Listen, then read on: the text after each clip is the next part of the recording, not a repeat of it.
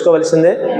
ఇప్పుడు చాలా బైబిల్లోనండి చాలా కార్యాలు చాలా మంది పొందుకున్నారు అంటే వారు తెలుసుకున్నారు, వారు వెళ్ళి నమ్మి ఇష్టంతో ప్రభుని వెంబడించారు. అవునా కదా? జక్కయ్య మొదలుకొని, రక్తస్రావం మొదలుకొని, లూదియా లాంటి వారు మొదలుకొని చాలా మంది తెలుసుకొని ప్రభు యొద్దకు వచ్చి ప్రభుని మరి రుచి చూసి తెలుసుకొని ప్రభుని వెంబడించిన వారి వీళ్ళంతా కూడా. వీళ్ళందుకని ఎవడు కూడా తెలుసుకోవాల్సిందే సత్యం, వినవలసిందే. వింటే నీకు అర్థం అవుద్ది. వినటం వల్ల ఏం కలుగుతున్నాడు దేవుడు? వినటం వల్ల విశ్వాసం కలుగుతుందని ప్రభు చెప్పారు.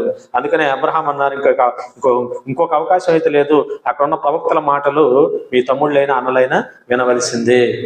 అందుకు అంటున్నాడు, అలా అనవద్దు అంటాడు. ఎందుకు అనవద్దు అంటున్నాడంటే ఒక పట్టాన వినరు వారు. ధనవంతుడు అంటున్నాడు, ఒక పట్టాన వాళ్ళు, ఎందుకంటే నా మాదిరి వారు. నేను ఇన్సొచ్చానా, నా జీవితకాలం అంతా అవకాశం ఉన్నా నా ధనంతో నేను తిరిగాను తప్ప ఏనాడు దేవుని మాట, దైవ సేవకుల మాట నేను వినలేదు. వినక ఈ పరిస్థితి